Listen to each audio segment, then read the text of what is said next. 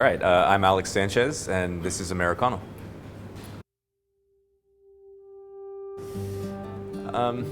So, I think when I first started thinking about the menu for this restaurant, we wanted to kind of depart from the fine dining tendencies that I had.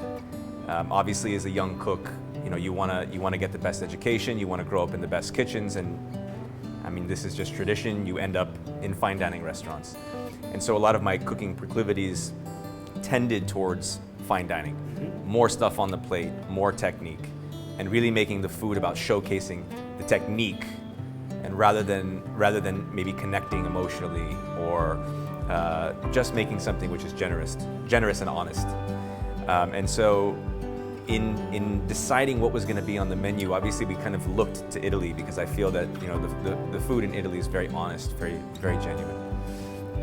And while we don't necessarily consider ourselves true, authentic Italian food, we're certainly taking clues from the tradition. So we do have some pastas, but really it's about removing elements from the plate. Now that I'm a little bit sort of older, a little bit more evolved in my own craft, removing elements from the plate, simplifying things, and really kind of getting to the essence of what it is, speaking to the ingredients themselves, letting them shine, going for nice contrasting textures, really paying attention to cooking techniques. So if it's a piece of fish that it's beautifully cooked, moist on the inside, maybe it's crispy skin, and just proper seasoning, kind of the basics that a lot of people tend to overlook when it's about the ego on the plate. So really just sort of leaving the ego at the door and making food that tastes good, that resonates. What is one of the most popular dishes people will come here for? I would say probably the number one right now is our corn ribs, and it's kind of interesting because over lockdown this became one of these like kind of TikTok sensations, but it was in 2019 in late 2018 was when we made the dish, and in 2019 before we opened, which is what we were talking about when Richard Vines came in, and he said, I see this as a dish that's probably going to end up on a lot of menus. Now I'm not taking sole credit for the existence of corn ribs, but it's one of those dishes that since we opened has just been like, if you look at the sales of the other dishes, maybe on a busy night it's like 15, 16, 18, 20, and then you look at corn ribs and it's like 45, 55, 65. So it's quite a significantly high selling dish.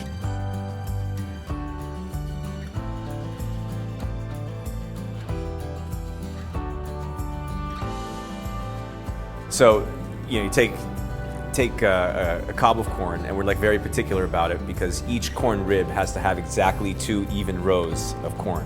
So if you ever if you ever look at a cob of corn and you see that the rows of corn start to spiral a little bit and they kind of get out of alignment, obviously those have to go back. So we only want nice, straight, large cobs of corn.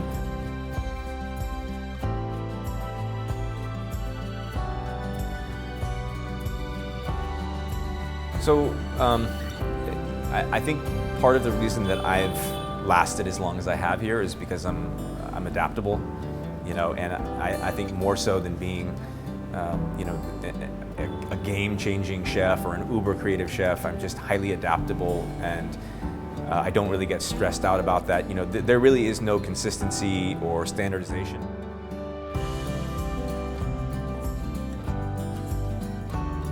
In terms of ingredients and in terms of supply, cold chain, it's very complex. It doesn't really exist here. There's no logistical support. There's very little logistical support that we have, and so oftentimes, thank God we get corn pretty consistently because we rely on it.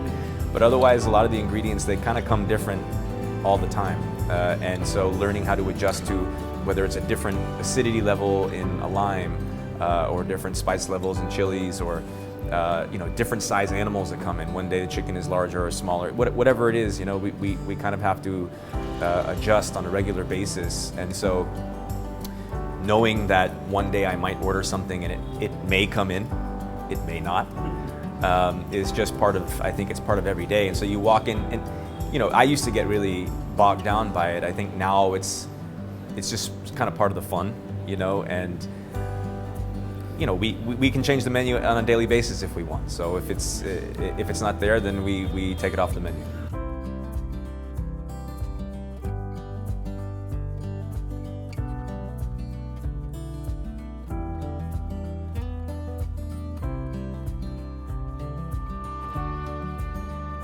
Yeah, so we rely, I would say, on like 90% local ingredients.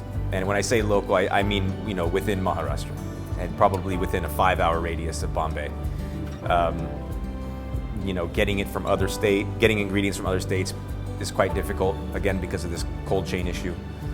And imported ingredients, we don't really rely on except for maybe some aged cheeses and olive oils.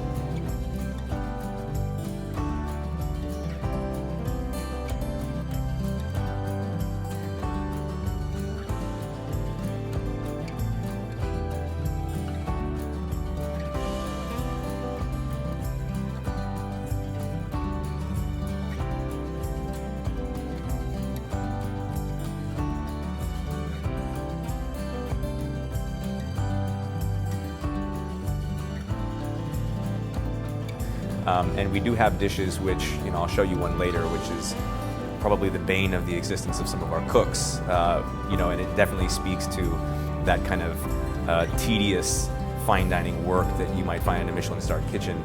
But I think the result is something which is very approachable, and inevitably, aside from the corn ribs, it's a dish that lands up on every table, because in the end it's chips and dip, right? So we call them the love letters, which is ironic because they hate making them so much in the kitchen. It's basically potato, avocado, and creme fraiche, chips and dip.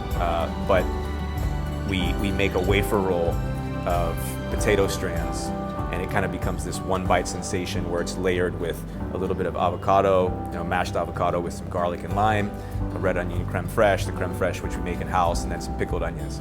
So it's like one of those craveable, it's a cocktail bite, one bite, and you wish you had another, but then the rest of the meal comes in. It's almost like an amuse.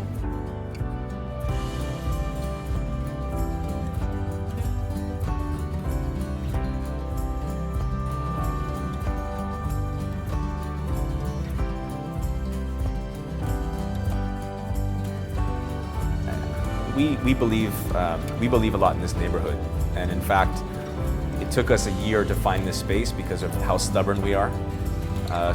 We were unemployed, literally walking around this neighborhood, talking to shop owners, talking to landlords, being nosy neighbors, and we live, nearby, and just trying to, wiggle ourselves into a space here. And then we ended up finding what I feel is one of the most stunning rooms in this area.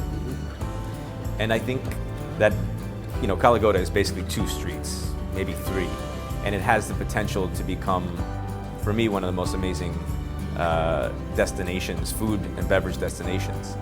And we want to be a part of that, and hopefully usher in that era of Kaligota. So as soon as something becomes available,